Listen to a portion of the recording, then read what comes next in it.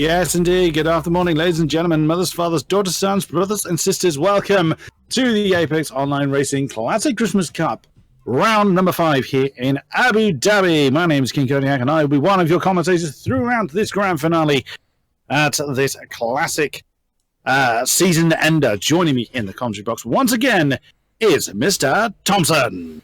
Good evening. There he is. Wonder if you had realised I was talking. Yes. I was realising I nearly forgot to unmute myself, but only nearly. Only nearly. Excellent. We have got currently 15 drivers in our lobby, so hopefully the rest will be joining us. And there's a couple of people that aren't able to make it. On my stream at the moment, Thompson is also streaming his side of the bargain, so if you wish to have a look at what he can see, that is over at Thompson Gaming, I believe it is. The Twitch name is Thompson LPS.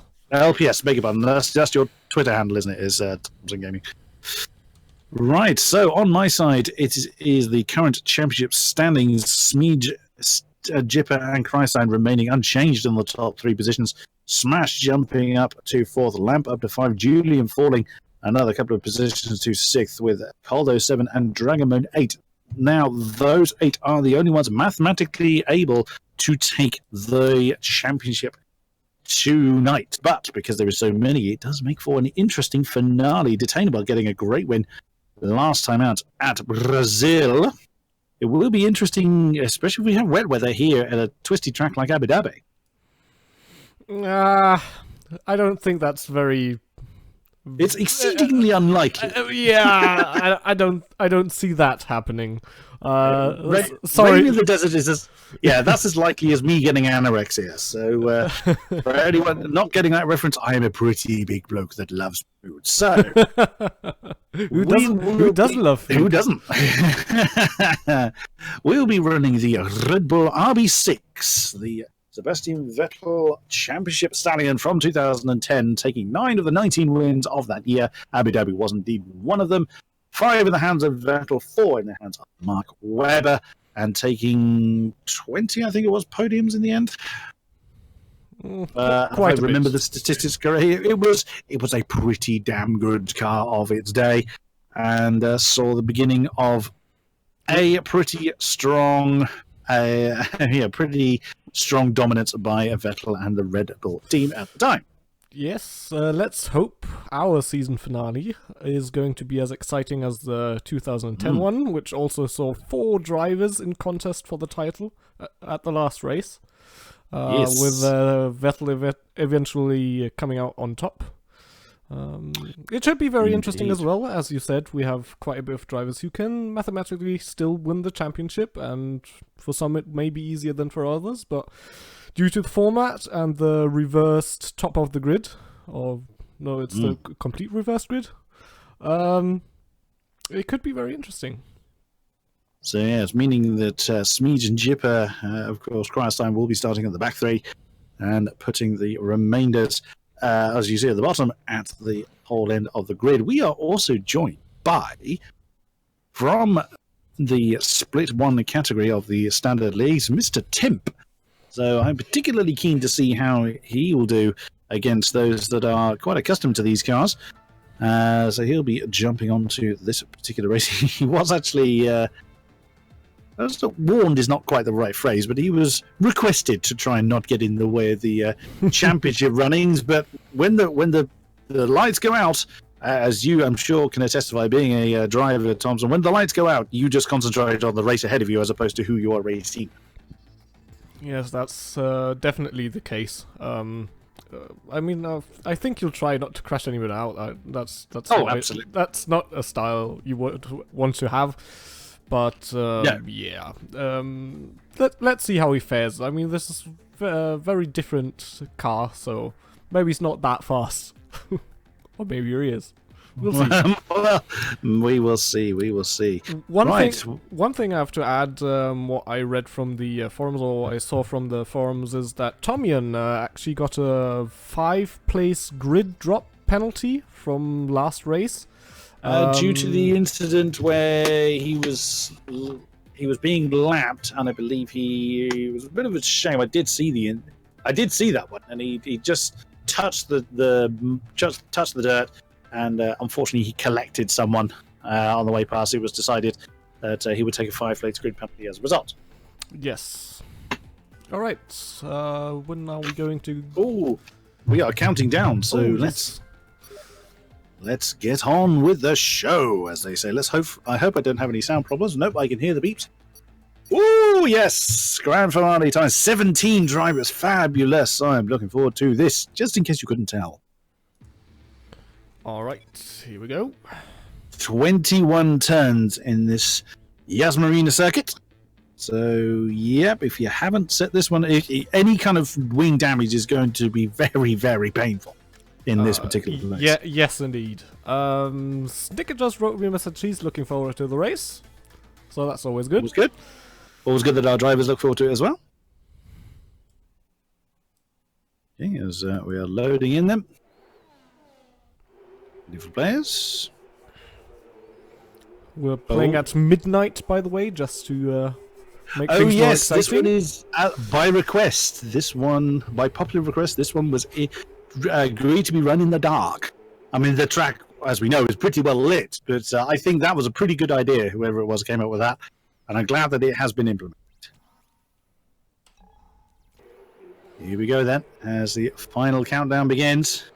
Everyone is just checking in. Ready or not? Here it comes then. 3, 4, 5 lights. Wind them up and let them go. Ono Ozort on the pole then. He's had a cracking start with Morvik jumping through into second position. PKs are losing a couple on the start as Snicker has moved up to second position. And oh my goodness me. That's not the person who was trying to jump to. I've actually jumped to Cryostein. It wasn't who I was aiming for. Well, you could see. Oh my goodness me, that's Dragonbone in trouble. He's had a spin. He's losing positions. He's now down at the back of the field. Not what he wanted at all. But it's so easy to do when the pack is so closely bunched up. It's just seen Cryostein and Hayden bounce off one another as they now come around turns 8, 9, and 10. And look at that. Ono also has already got 1.2 seconds at the front. Great start. Oh, Hayden's got a 5 second stop go for ignoring yellow flags. Oh dear. Oh dear me. Look at them going down the straight, side by side, 3 wide, 4 wide. Oh, absolutely crazy. Oh, just looked at Pox. Oh no, Pox and Tomium have tangled. Oh no, they're falling through the order as Tomium's ghost is reversing. Oh no, that's Prox right the way down the order, giving Dragonbones and company smash and jib against. Oh, side by side, they've gone off the track as well. It's a 14 lap race here. That's a bit of front wing from someone. Didn't really see whose front wing that was. And that's Prox getting a corner cut and gaining a place warning. Oh dear. I would imagine that'll be contested due to the impact he had. Hayden is falling through the order as well. I wonder if it was his damage we saw. Yeah, so from what we can say from the first lap now, big losers of the start really are Morvik and Tomium, I'd say, together with Pox and Dragonbone. Morvik had a great start, but it's all gone wrong from... Where is Morvik? Oh, there he is. He's down in 13th. What a shame. Yeah, he ran wide in the fast right-hander in the first sector, and that basically dropped him down to last. So, oh, no. That would be quite a recovery drive there. Yeah, just attached. Let's check in then with our championship leaders. Smeeds then. Oh, I thought that I just jumped to the TV part. I thought he was side by side with someone, but that's actually his wing mirror. I can see on the right hand side. I got that one wrong. So he's currently in 12th with Smash right ahead of him. So basically, all of the top runners have to go for the win. They can't really settle for a lower position because of the mathematics that relies, unless they know that one of the championship contenders has gone. Timp is side by side with Jipper. Oh my goodness me. Inside maneuver, I think that's 8, 9, and 10 is. Lamb has got himself a 3-second penalty. I haven't driven these. What are these like to drive there, Thompson? They're very good on downforce. Power's not so great. So you can see at the end of the straight, they barely reach 300 kilometers. Slipstream helps a bit. Sounds really disingenuous. 300 kilometers is still very, very fast, but in Formula One terms, it's it's not that by any means the top end of where they can get it. No, not really. Slipstream is a factor, a bit, but the problem is if the straight is too long, you'll just top out next to each other, and then but then again, you can make the move stick in the braking zone since you should be side by side by then. But it's a bit difficult. Snicker is right with Oni Orzort. He did have a 2.6 lead. That lead is now between second and third. Dobby, 2.6 thereabouts behind Snicker. PK Zar is there in fourth position. He's managed to hang on to that. Detainable, last week's race winner in Brazil, as Morvy's got himself a 3-second penalty, is just about 3 tenths behind. Oh my goodness me, that's Lamp. That was getting very, very out of sorts. Julian is there in seventh with Timp right on his tail. Julian's gone a little bit wide. That could be the personal preference. You saw the drive that Julian got out of, I lost track of which corner that was. Turn 8, I think that was. As they now head down the long, long straight, you actually hear that Tim wasn't really gaining. I think, again, exactly as Hugh Thompson had described, he was just topping out. He had nothing left in the tank, but he has managed to maneuver past Julian in a pretty clean move. And that puts Timp up to 7th position. Smash and Smeej are swapping positions. Look at that there, side by side. Coming down. Oh my goodness me, look at that. That's Morvik and Dragon Mode right with them as well. Smash jumping to the inside. Can he make it move? No, he can't. Is it Detainable? Yes, Detainable spun out. We've lost him. Oh no, Detainable he is out. Well, oh, he is gone. Oh goodness me, is there damage to the car? We can't really see. But we have lost last week's race winner, and the bot doesn't really know how to drive the car either. The car looks okay, but I guess there was damage to the car, and that is our first casualty. Yeah, Tim's still making his moves through the field. I mean, look at it. He's already gained 10 positions in 4 laps, or 3 laps. And a penalty whilst he's at it. But I mean, we have seen that with throughout this season. As somebody else has had a problem in sector 3. Oh, it's Hayden. Hayden's fallen down through the field. He's gone into the pits. He's missing a front wing. Oh dear. I think that issue's only just happened as the yellow flags came out, and then he jumped into the pits. So that is the end of Hayden's challenge. So at the moment, oh, Tim ran into the back of Lamp and kind of half spun him around. Oh no. And Lamp doesn't manage to rejoin the track in a safe manner. That's going to be probably another steward's inquiry right there. Yeah, that was Jipper, I think he bounced off. Oh no, was it Cryostine? Cryostine seems to be falling through the field. It was all triggered by Tim kind of running into the back of him in the slow hairpin. Yeah, but it was not a good rejoin at all.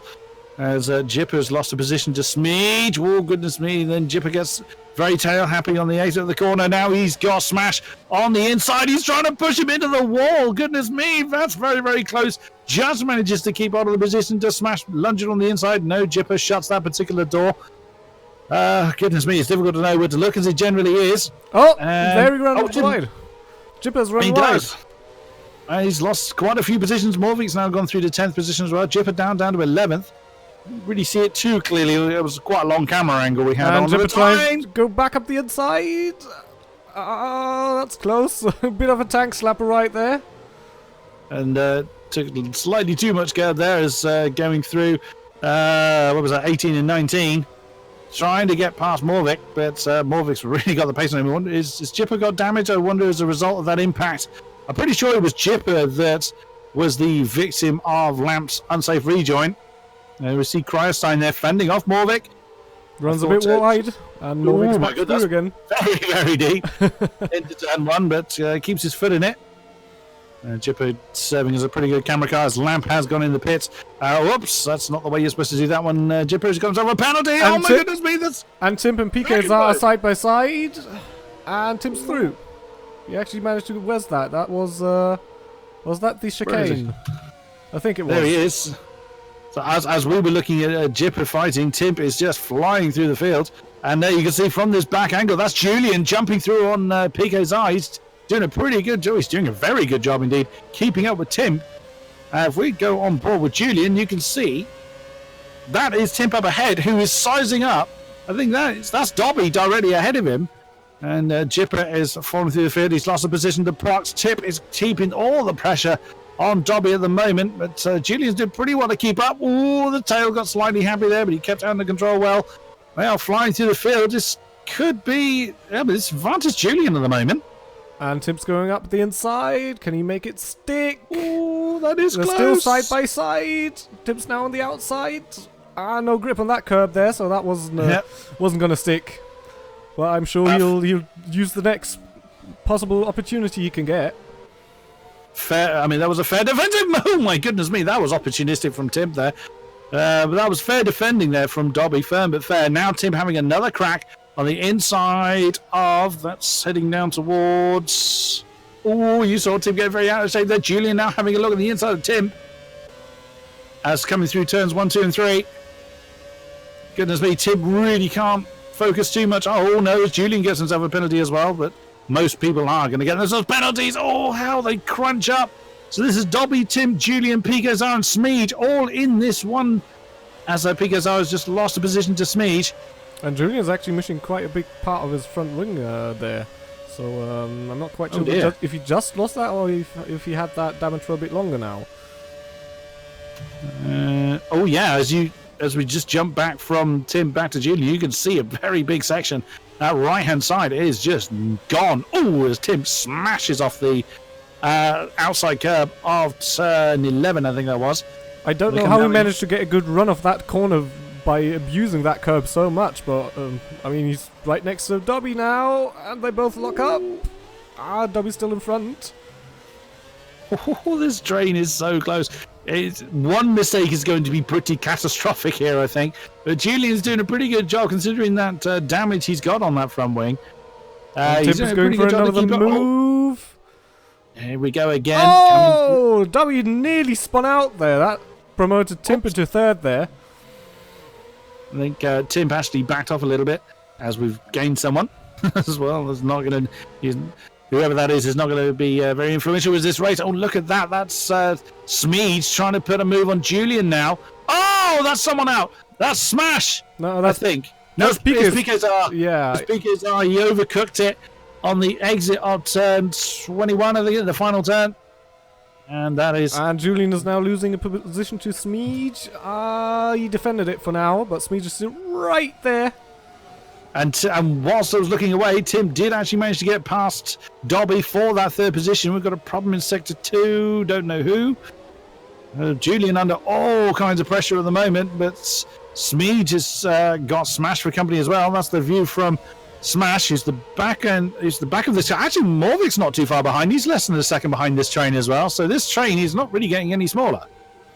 Not really, no. We can see that Timp is starting to break away from that group. He has about 7... Oh, Julian's in trouble! Oh, Julian is very, very squirrely. He's managed just about to hold on to fifth. Can he get the momentum? Smeege is on the inside. Surely that's going to be advantage Smeege. Is he going to lose 2 positions? Who's Smash going to go through? Julian has jumped to the outside. Is he going to try and do an outside maneuver into turn 1? He tries it. Oh my goodness me! What a move as we've lost Lamp now. Lamp, with the damage that we saw him sustain, has gone from the sessions. Julian trying to keep his car on the road. Bearing in mind, as we saw there earlier, the damage he's got, he's doing a sterling job to keep hold in there.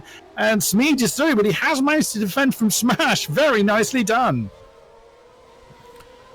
And Prox now gets past Picazar as well.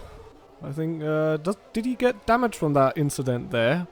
Picazar, I don't think he did. We didn't see him bounce off the wires. He has slight front wing damage. Let's have a look. Is he going to come into the pits now? Yes, he does. That'll be a new wing for him. Jumping back up to the lead, as we haven't had a chance to do for quite a while. Snicker still on the tail of Anya Osjort. We're already over halfway in this race, a 14-lap race, and we are on lap 8 now. There's 8 seconds now that Timp has got, or 8.5 seconds that Timp has to close down to Snicker. We just saw Tim get the fastest lap of the race. So he's certainly got the pace here. He's already put 3 seconds between himself and Dobby, who has got Smeege less than a second behind him. But this 3-way battle still goes on. This is 6, 7, 8. Julian, Smash, and Morvik. And Smash now having a look on the outside, heading down towards turn 11. And Julian hangs on to that for now. As Hayden gets the fastest lap. So He's unfortunately 19 seconds down at the back of the field, but he's got some pace in that RB6 at the moment. On board then with Smash. Can he do anything against Julian ahead? You see the tail just dancing around Julian's car. He's really struggling to keep that thing under control as Morvik gets himself another penalty. And that is Morvik, you see, putting pressure on Smash, which could give Julian the breathing space he needs as Snicker gives himself a penalty. Penalties up and down the field. Oh, that was nearly an impact there between Morvik and Smash as they keep themselves well behaved through 17 through to 19. Keeping an eye on Tim to see how, if he's able to close in that gap. I mean, he's going to have to close in like 2 seconds a lap at least to try and challenge further up the podium, which I think even for Tim, that's going to be pretty hard work. Yeah, he's fast at the moment. I think he's gaining about a second a lap, but that's just not enough, is it? Not going to be enough. He's going to rely on a mistake from the top two, which, considering the kind of tussles we've had, as Dobby and Smeege were side by side there, just saw the timers, didn't quite see the move. Smeege now through to fourth. But of course, it's all down to the championship position. I think at the moment, Smeege is in the pound seat as Tommy M gets himself a penalty. Problem in sector 3, but we don't know who. Oh, someone looks like someone warming their tyres up, which was a bit strange. At 300 kilometers an hour down that straight, heading towards 11, 12, and 13. Not quite what you expect to see. Not really. Maybe he went somewhere wrong with the tyre pressures. I don't know. Can't really tell. No. Look at that, though. I mean, coming back up to the front, then Onar still manages to fend off AVR Snickers. Just if we can bring up the no, not that one. Fastest lap is 2/10, not just under 2/10 to Snickers' favour as far as the top two are concerned.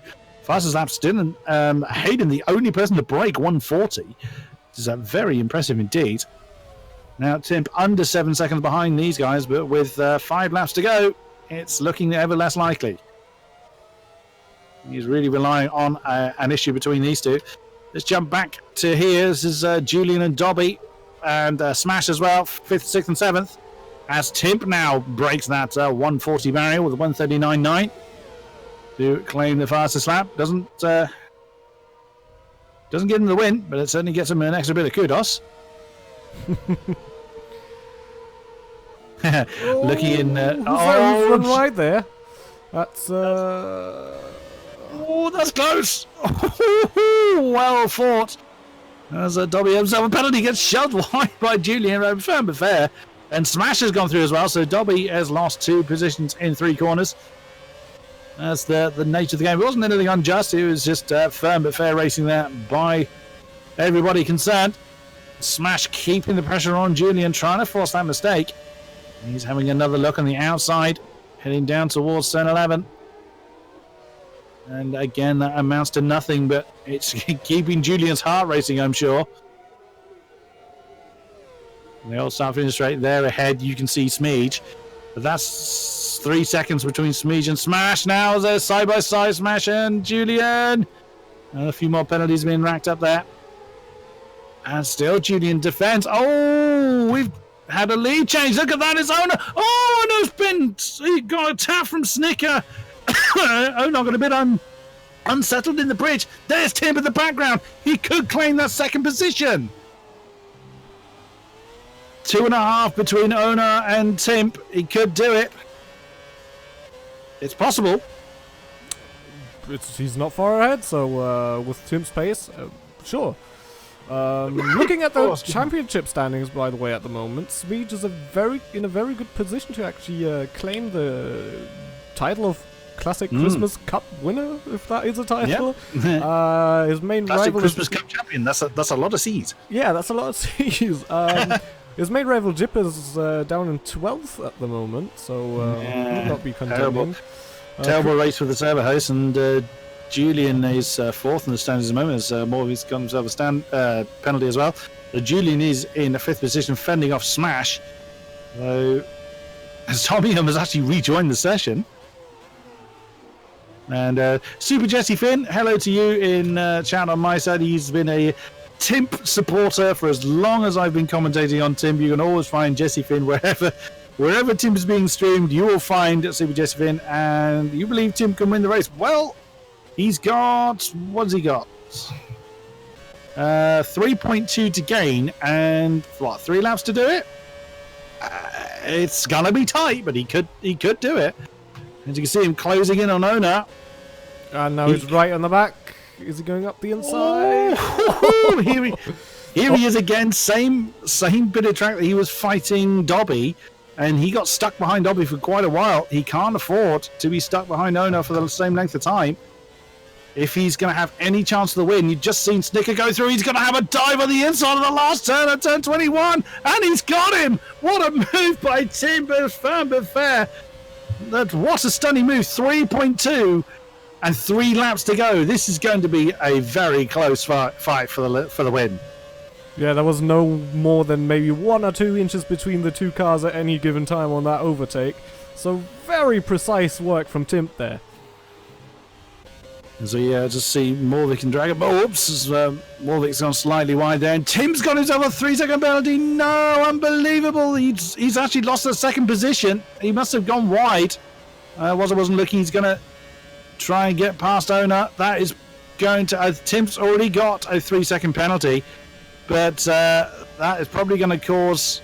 I don't know what the penalty situation is. I don't really want to look away from the battle that Tim's in. A lovely switchback, but he can't quite use it. Ona nicely positioned to defend against the charging F1 split driver. Smash is having a look at Julian, but he can't make it stick for the moment. Well, he's got a second straight to go, so running off the line or off the corner doesn't seem good enough to attack Julian, although he's gaining a bit. Now going for the outside, going for the inside. It's going to be close. They both lock up. Well, Julian shut the door there on him. There was nowhere to go, really. Oh, Tims has actually managed to claim that second position again from Ona Ozil, but because of that mistake that he did last time around, he's now 4.5 seconds down from race leader Snicker. So that pretty much is going to be as far up the field as he's going to go. But of course, this is before penalties get applied. But you never know. You never know what can happen next. Is that Tommy in trouble? Oh my goodness me, he's getting very squirrely as Smeej gets the fastest lap. That's from 4th position. He's not in enough. Oh, he's got 2.5 seconds and 2 laps to gain it. Well, if Ona has a problem, he could do it to get himself on the podium. We will have to see.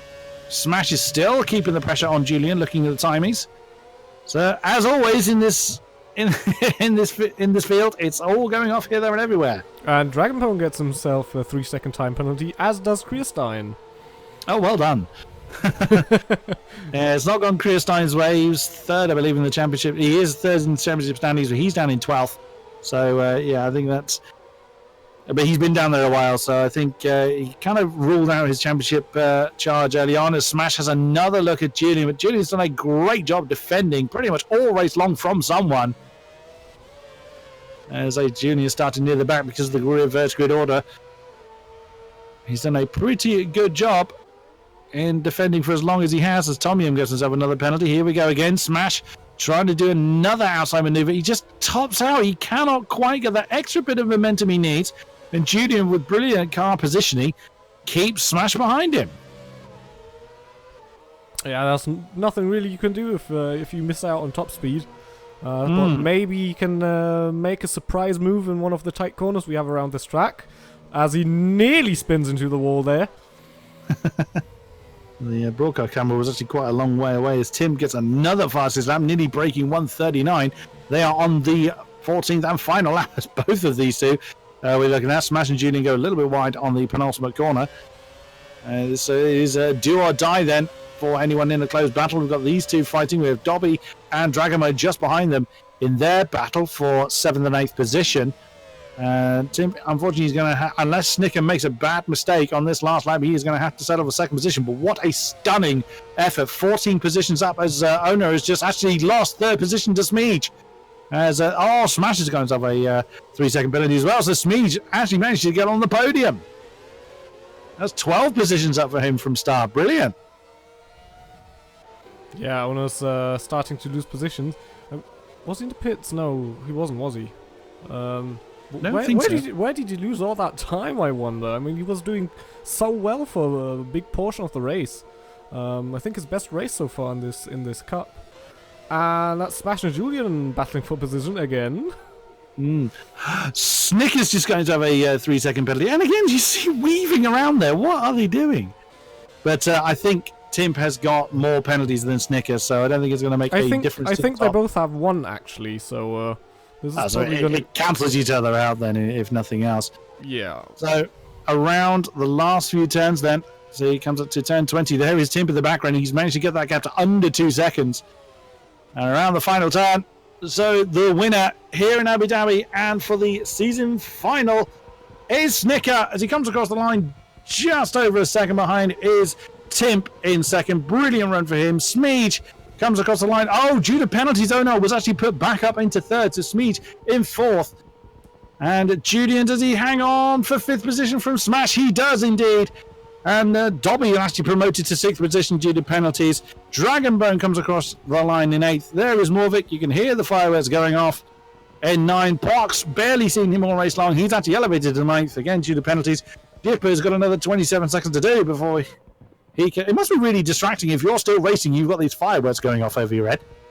You don't really notice until you really come to the start-finish straight, so it's all right. Indeed. So here's Chipper then, as he comes across the line. With the cross sign just behind him, Tommy in a battle with PK Zar. Oh, Zar goes a little bit too wide. And that is 13th, 14th. Whoa, it was very nice. Oh, managed to complete the 360 as well. Finished in style. And threw it into the wall as well. And Hayden, he's already celebrating. He hasn't even crossed the line. He's doing donuts. Oh, why not? But what a cup this has been. And by my calculations, our Christmas Cup champion should be Smeej. I would imagine so. And there he is. There he is in AI form. Smeej taking the Classic Christmas Cup Championship. It's been really good actually commentating, albeit very, very short season, but it has been absolutely incredible. Hayden's still having a good offer. He still hasn't crossed the line. he's now drifting his RB6 around, and why not? He's got another minute to have a bit more fun as one of the ghosts has gone past him. I think he suddenly realised that he hasn't crossed the line, so now he's got his foot down to finish the race. And what a race it was. There was action beginning to end. And he spins across the line as well. Why not? Why not? And that is it. Was a very great season. Short but fast. Sprint races. Yes. And very good fights. Yeah, there was no kind of lull in any of the races we've had. And what a way to finish. With Snicker getting the win. Timp coming across the line in second. And Onar claiming that third podium spot. So yeah, that one mistake Timp made cost him the win in the end. Indeed. The benefit of hindsight. But what can you say? Absolutely stunning effort. And there is the final confirmation. The only driver not to get a penalty was Onar Oziert in third position, bar those that... I was trying to think who was out first. They've already left the session. I know Detainable was one. I can't remember who it was that was first out. But only two drivers in the entire vid didn't get penalties. That just shows how hard these cars are to drive. But yeah, well done to all of our drivers. And thank you to you as well, Thompson, for joining me in the commentary box for the remaining rounds. It's a pleasure to have you. Thank you very much for having me. I enjoyed myself very much commentating and watching these great races we had here in this cup. Indeed. So thank you to our organisers for putting this together. It has been a great fun, a great showcase of our drivers, and also these great classic cars that we've seen in these 5 rounds. And yes, back to business as usual as of this Sunday. The Standard Leagues return to business as usual. And that is where you will find me commentating once again for AOR. So thank you very much. We will see you again soon. And good night. And I want to say goodbye to my stream as well. To the end here.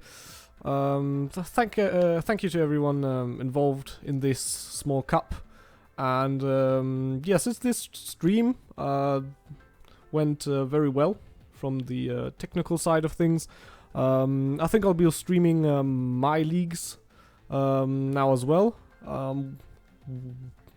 I hope every week if I manage to do so, which is obviously Sundays 8 p.m. British Standard Time, and would be PC F5 League, which I coordinate. So I hope to see a few guys there. Bye bye.